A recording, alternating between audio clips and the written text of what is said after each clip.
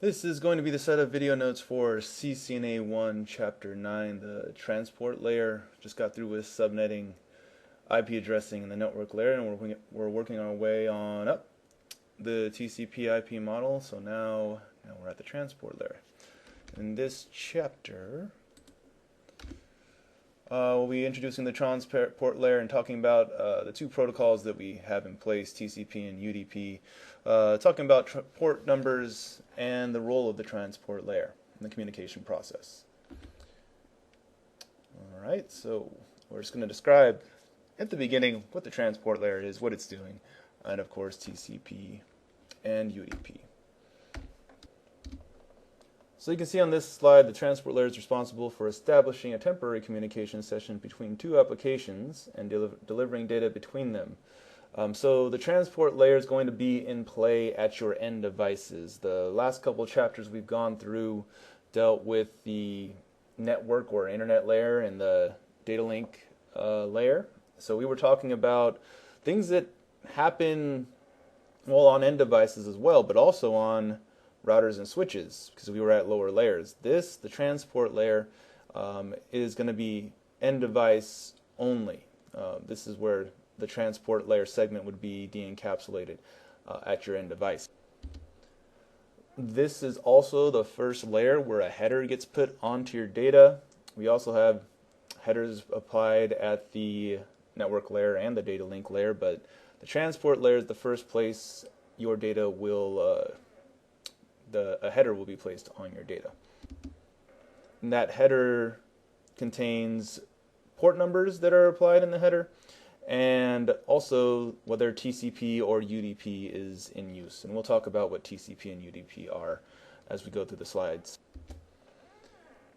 And you can see some of the services that transport layer provides: connection-oriented data streaming, reliability, flow control, and multiplexing, which we'll discuss as we move through the chapter. So we'll move on here. So the transport layer responsibilities are to track individual conversations.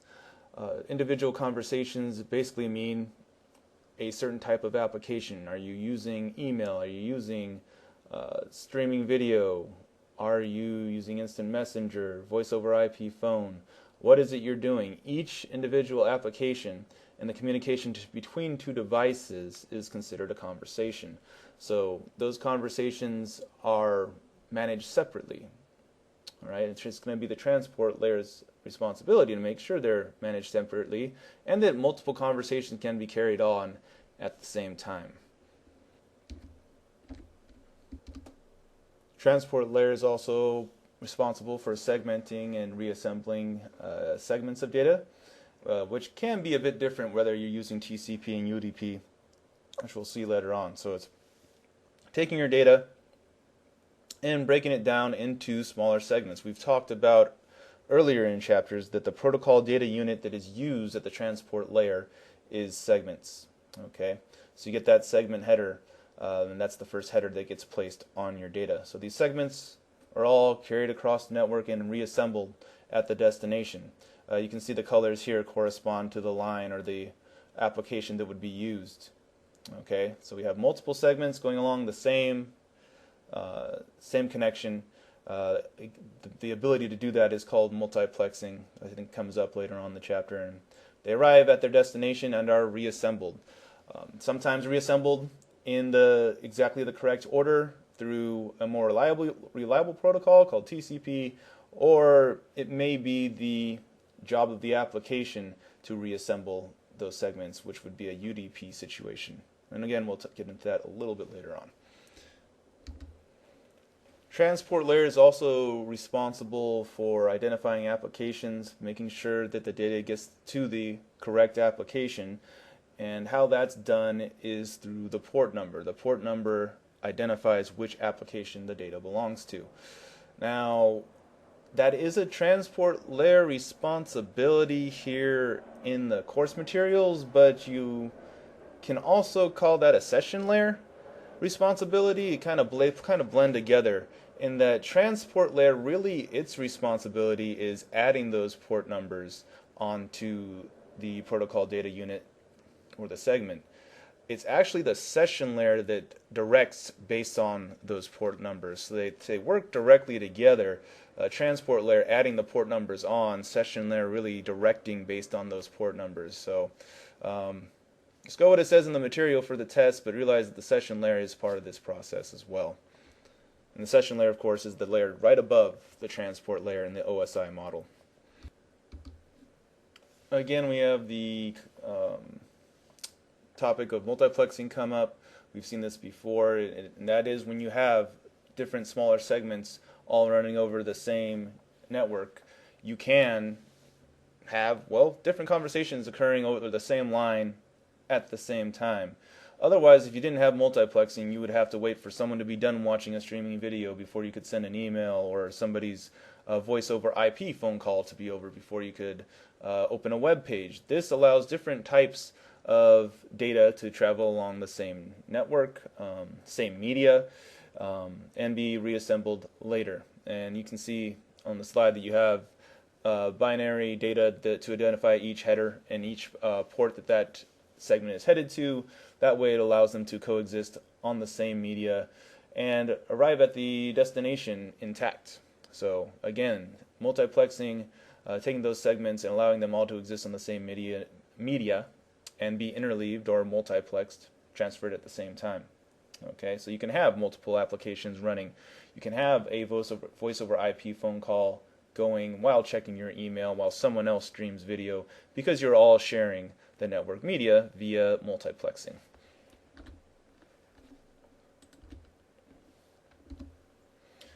Here we have transport layer reliability. Reliability that is performed the transport layer is responsible for.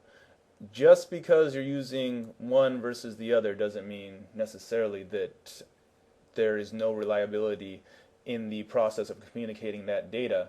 It's just that it's maybe not handled at the transport layer. For instance, you have TCP versus UDP. These are the two protocols that we have at the transport layer, TCP and UDP. TCP being transmission control protocol, that is the more reliable one, and we have UDP, the user datagram protocol. So the TCP checks to make sure basically that every packet was delivered and it receives confirmation for it. UDP does not. And some examples of protocols that use TCP versus UDP are file transfer protocol, HTTP for web, and SMTP for email.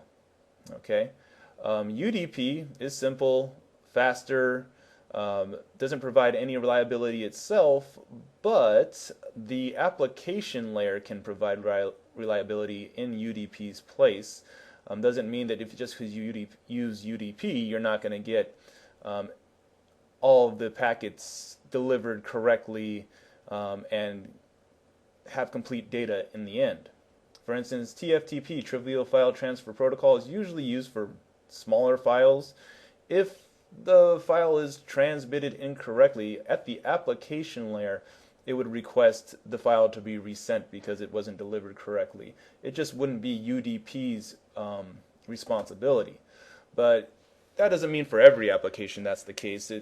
You would use UDP for streaming video, and if I believe we've talked about in class, if your video is a little pixely in one place, colors off and 2 or 3 pixels on your screen, you're not going to really notice it. So UDP's not going to, that application's not going to retransmit. It's just going to keep on sending your datagrams through UDP.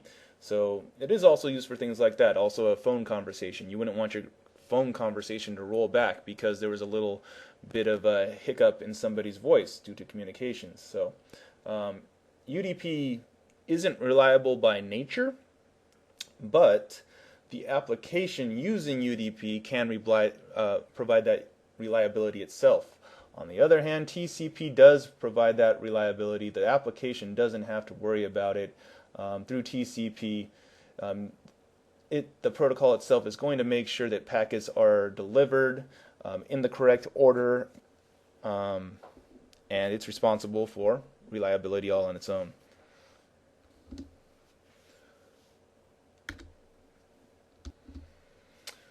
So TCP, the reliable one, TCP. TCP transport is reliable because it supports packet delivery confirmation. Okay, you're going to, between one host and another host, a client and a server, for instance, you're going to request information, and as that information is being sent, as that data is being sent to you, you're going to be sending acknowledgements back to the server saying, yes, I received this data. Yes, I received this data. Send me more. Yes, I received this data segment or data window. Send me more. Okay, or group of segments, I should say. So there is acknowledgement or confirmation that data has been received. There's also numbering of your data segments to make sure that they're reassembled in the correct order so your data is not corrupt in any way. Also, of course, if you're acknowledging the data received, if you don't acknowledge the data received, it will be retransmitted. So everything is pretty much guaranteed to get there intact with TCP.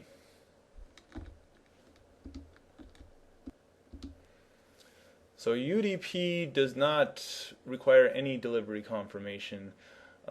We've used the term best effort delivery. That's what UDP is, best effort delivery. We're going to do our best. We've labeled everything correctly.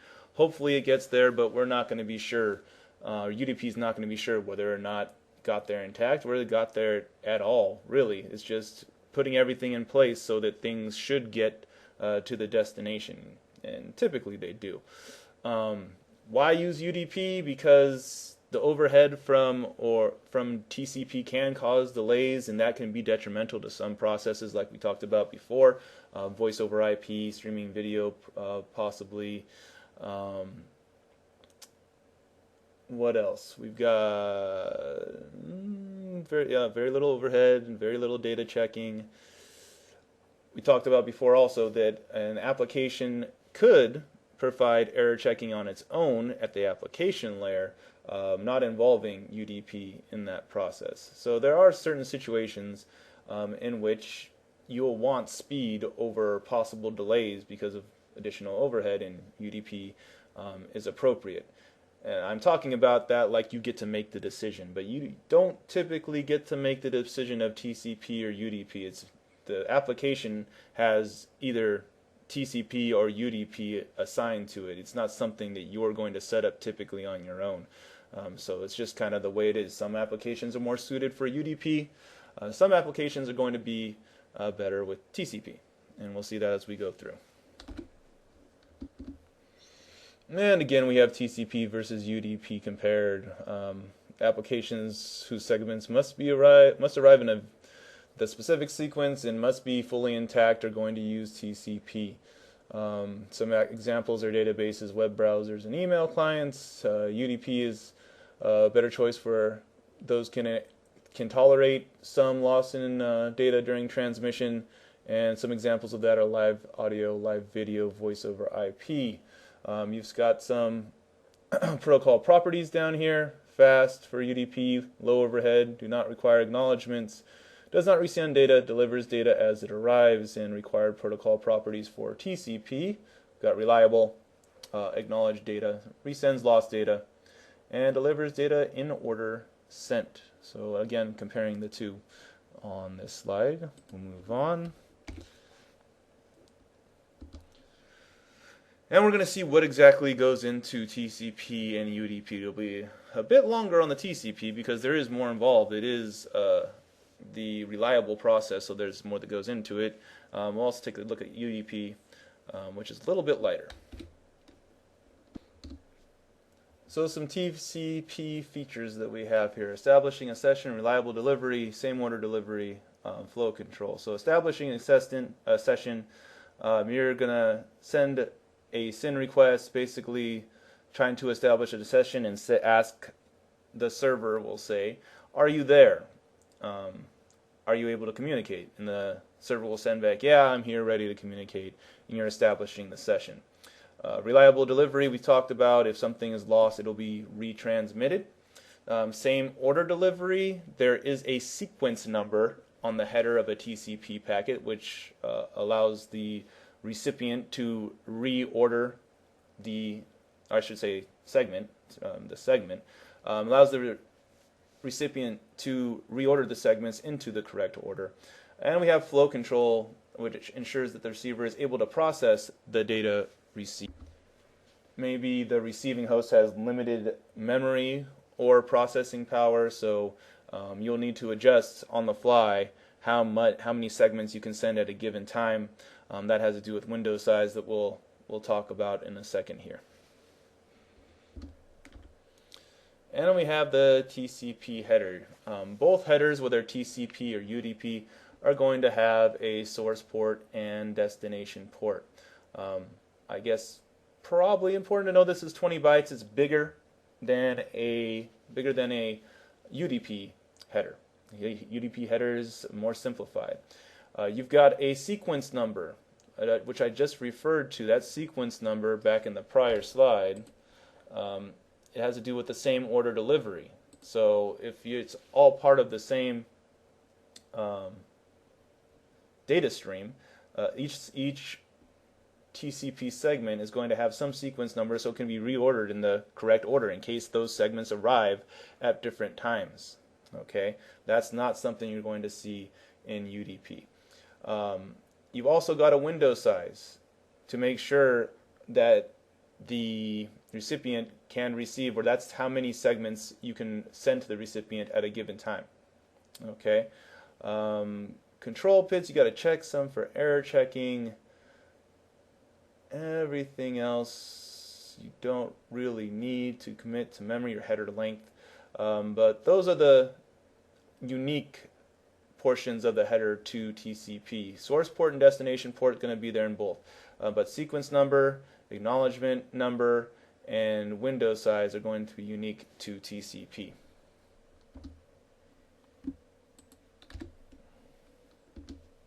So UDP is getting things done fast and in a hurry, doesn't really care. No data reconstruction. It's connectionless. It's not going to ask if the recipient is there. It's just going to go. Does not have flow control. It's not going to use any window size. It's just going to send the segments in their original state. Okay. Unreliable delivery. Any segments lost are not resent. Okay. So totally unreliable, basically, is what this slide is telling you. Alright, so UDP is a stateless protocol we talked about. I talked about reliability, if there is any, is to be handled by the application. For taking a look at the UDP header, again we have the source port, destination port, it is 8 bytes. We've got a length, okay, and a checksum, but you got no sequence number, you got no window size. It's a lot more simplified than the TCP header.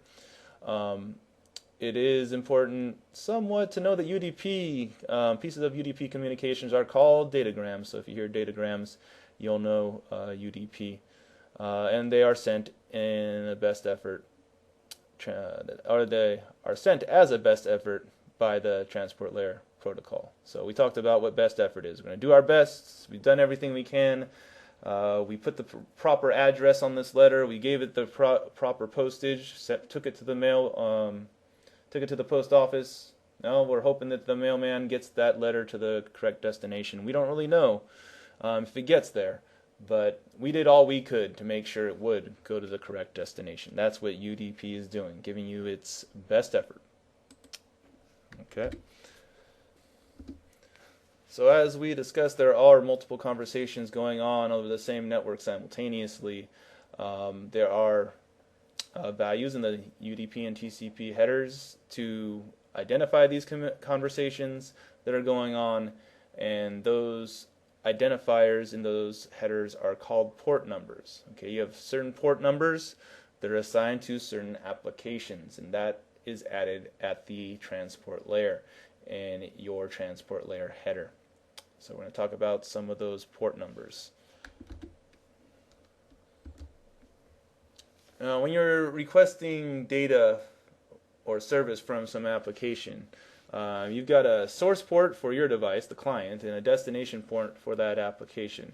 Your source port is going to be a dynamically or semi-random number on your segment. So your source port number is typically what is above 1023, and dynamically chosen.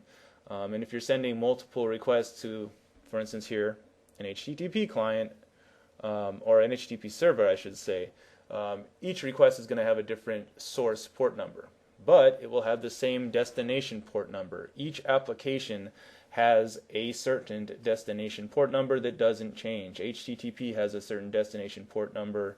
POP3 has a destination port number. Telnet, SSH, they all have set port numbers that are assigned to them, and it's going to be important to know the most well-known port numbers because they will come up on exams. So you have sockets up next. A socket is the combination of your source IP address and source port number, or your destination IP address and destination port number, either one of those two. So it would read something like this here, 192.168.1.5 : then the port number. Okay. In this situation, I can tell this is the source port number because I've got 1099, which is just some random value above 1023, and I've got a destination of 80. That's HTTP. That's a well-known port number. Okay. The combination of those two together is called a socket pair, and that's one of the ways that multiple processes can run at the same time and still communicate, because you've got these socket pairs open, like a line of communication between your source and your destination. You may hear on some shows, 24 in particular, Mr. Robot, that they'll say ask someone to open up a socket for them so they can communicate back and forth with a server or whatever it is they might be trying to interface with. So when they refer to sockets, that's what they're talking about, a port and a IP associated with it. So that's what a socket is. Source port number acts as a return address for requesting an application. Yep, it's the transport layer's job to keep track of active sockets or active lines of communication. Again, yeah, it's the transport layer's job. It adds the port numbers to your segments, but that also has a bit to do with the session layer as well. So they're kind of, I don't know, both responsible for keeping track of active sockets. All right, your port number groups you are going to want to know. Okay, all of these ports here, you need to memorize them. They'll come up on tests. All right, so file transfer protocol, telnet, simple network management protocol, all of these in this group you want to know. Okay, anything above 1023, that's going to be what they use to assign source ports randomly or dynamically.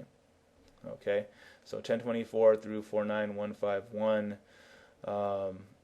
and these the rest of them can be private and or dynamic ports for use as you see fit. The ones you want to know for sure are down here. Okay, so make sure you memorize those.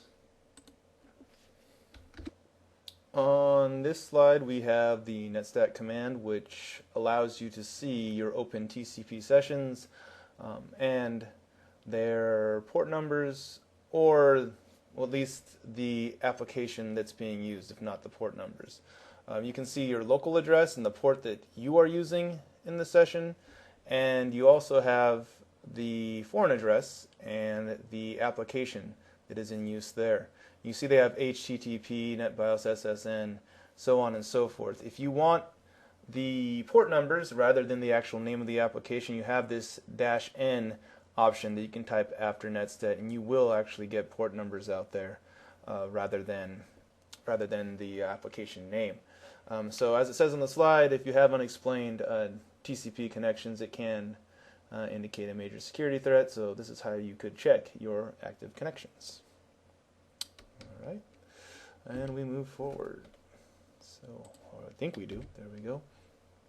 All right, so we're going to explain TCP and UDP what goes on when you're establishing a TCP session, so on and so forth. Then we'll get into UDP, which is going to be a less complicated process, but still there's a little bit to explain there as well. So TCP. We have the TCP server process, talking about how port numbers are used on a server. Basically what you see is what you get here. Each application process on the server runs a certain port. You cannot have two services assigned to the same port. Usually the port being used for a certain application is predefined. You can, on your own, open ports for other applications. Easiest one I can think of is for gaming. If you want someone to be able to connect to a game you're hosting, you can open up a certain port for somebody to communicate with to be able to participate in that certain game application. So when you're talking about opening up ports, you're opening up a way for someone to connect to your computer through that game. And so other applications can work the same way. You're just going to open up some port above 1023 for somebody to communicate with you on. Again, it's going to be above 1023 because 1 through 123, or 1023 I should say, 1023, those are the well-known ports. Let's see, an active server application assigned to a specific port is considered to be open. There you go. Any incoming client request addressed to an open port is accepted and processed by the server. There can be many ports open simultaneously on one server, one for each active server application. So that's all that is there. Again, what you see is what you get on this slide. So here we have TCP Connection Establishment and how you're going to well, set up the session for data to be sent through TCP. So what happens initially is you've got your client over here and your server over here, for lack of a better term. It could be any two devices that are communicating. So you send a SYN message to the server. Okay, client requests this client-to-server communication with the server. The server acknowledges that request and sends a SYN ACK back to, or SYN acknowledgement back to the client. Okay, so the server acknowledges the client-to-server communication and sends a request and requests a server-to-client communication session. All right, so you've got that SYN here. It sends the SYN and its acknowledgement of the SYN back, and then finally it gets back to the client. The client sends its acknowledgement that basically the server is ready to communicate. So it goes ahead and sends that packet back. Then we're ready to start transferring data. So this is basically like a three-way handshake. It's basically saying, I'd like to communicate, and this device saying, yeah, okay, I'm here to be communicated with, and we can open a session, and then you're recognizing that, or sending back to the server the fact that you got their acknowledgement and saying that I'm ready to send, basically, back to the server. Okay, so that's the three-way handshake. I want to communicate. It's okay to communicate. All right, I'm going to start communicating now, basically, is what's going on. All right. When you're done communicating, it's a four-step process. So let's say your client is done requesting data, wants to end the session. It sends a fin or finish to the server. The server receives it, acknowledges that it receives the fin packet, then sends its own fin packet. Okay, so it sends two packets back, and then you've got, or segments, they're going to be inside of a packet.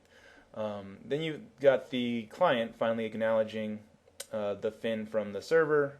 Server receives that, and we're closing the session, basically. So that's four steps. You send the initial fin message over to the server. Server acknowledges it, sends its own fin back. You acknowledge the server's fin, and then we're done communicating. Okay, session closed. And that's how it's going to go. And we're going to take a look at how that header looks next. So here we have the TCP header. You can see the three-way handshake analysis establishes the destination device is present on the network. verifies the destination device has an active service and is accepting requests on the destination port number that the initiating client intends to use. Okay, informs the destination device the source client intends to establish a communication session on that port number. That's what's happening as you're setting up that three-way handshake. Okay, I want to use a certain port number. I want to use a certain application. Are you there able to communicate and communicate on that port and respond to requests for that application? Yes, the server is going to send a packet back or a message back saying yes, I am, and then your client's going to send another message back saying okay, now I'm ready to send then. Alright, that was the three-way handshake that we just saw 2 slides ago. Those SYN, FIN, and ACK bits are in the TCP header in this control bits section. So you can see that the acknowledgement goes there, the SYN, synchronized sequence numbers, goes there, and the FIN goes there as well. You have some other items here that can end up in this control bit as well, but all we're talking about right now are SYN, FIN, and acknowledgement. So they're all in this control bits section here. Okay. Reliability and flow control. Here we have the ordered delivery for TCP reliability. You saw back in the TCP header that we had sequence numbers. So those sequence numbers make sure that each one of your segments arrives in sequence, that nothing gets out of order. Even if the sequences don't arrive one after another, you may have a router that goes down, or for some reason your segments take different routes. They're going to be reassembled in the correct order when they reach their destination. Okay, so once they reach the destination, they are going to be reassembled. The TCP process is going to buffer that data being passed the application layer until everything is received and processed, okay, and reassembled into the correct order. All right. The segment numbering, the initial sequence number is a randomly chosen number during the TCP setup, and you can see there it's going to be incremented on the number of bytes transmitted. So you'll end up with maybe segments 1 through 6, maybe you'll end up with segments 54 through 62. Okay, it's just going to be some random number that is chosen during the TCP session. Okay, and they increment by the number of bytes transmitted that you see there. All right, and again, it waits to receive that entire group of segments, and then it'll finally be passed the application layer. All right. This is another one of those what you see is what you get slides. So it's just talking about TCP reliability.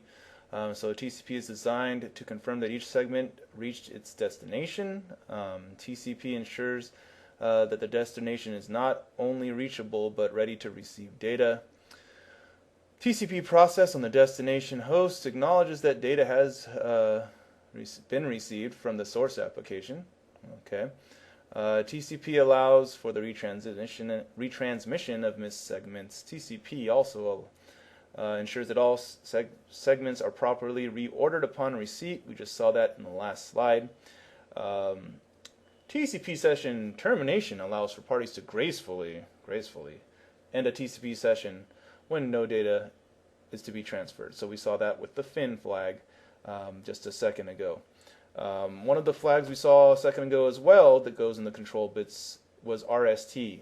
If a session is abruptly terminated, then you can reset the session with the RST flag.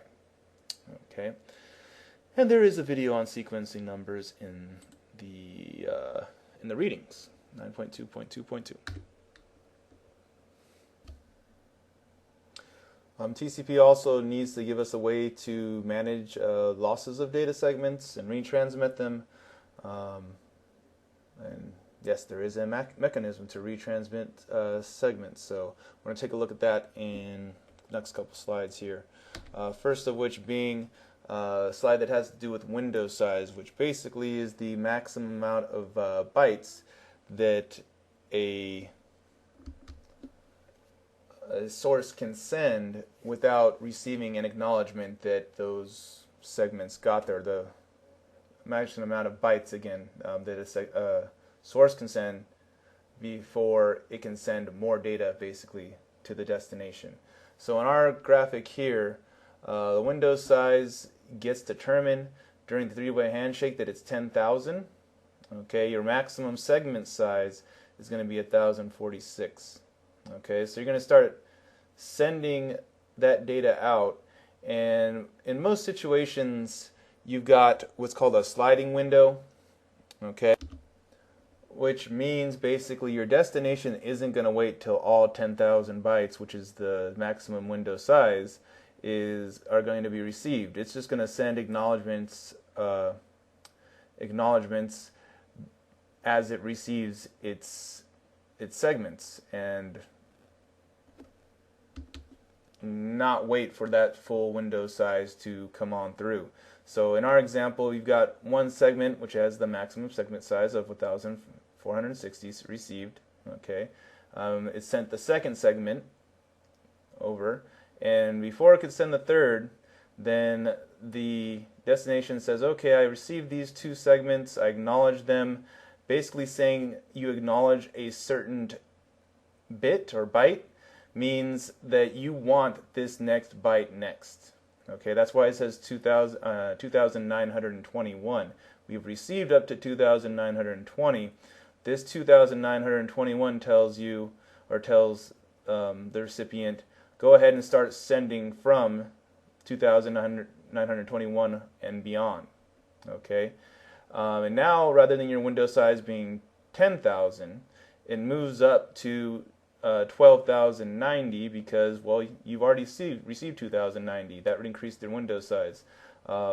It's still going to be 10,000 bytes of data at a time, but the window size just increased by how much you've already received, and it will keep on going down like that. You'll see as you send the next two segments, it looks like those two, yeah, 4,380. Okay, so it sends an acknowledgement. I've got these 4,380. Send 4,381. 4,381 on upward. Okay, so your window gets changed again. Your window size maximum is still 10,000. It's just starting at that 4,000. We've already got 4,380. So we're going to start, or basically the maximum amount of bytes total in that field for window size is 14,380. Having a lot of trouble speaking out my numbers, but hopefully they all made sense there. Okay, so it's always going to keep on increasing. This is a sliding window as you go on through. Okay.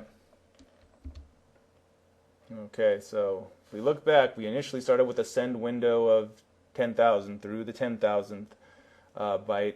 As we received 2,920, our send window increased to the 12,920th byte. As we received the 4,380th byte, our send window increased again to the 14,380th byte. So that's what you're seeing there, is that send window increasing based on how much data has been acknowledged. Okay, hopefully that makes some sense to you. All right, retransmission of data. So to avoid congestion, we have this example where you've got some segments going through and you're not receiving acknowledgements for all those segments. Okay, so for instance, in this situation, we've got PCA sending segments to PCB. It sends 4 segments through, but PCB is able to receive the first segment, not able to receive the second or the third segment, but it is able to receive the fourth. Okay, you are going to have to retransmit from the second segment. It doesn't just store the fourth and get only 2 and 3 from there. Your PCB is only going to acknowledge that it received the first segment and then it wants the second segment next. That's basically what you're seeing here. You acknowledge segment 1, you acknowledge segment 2 as the next segment that you need to be sent.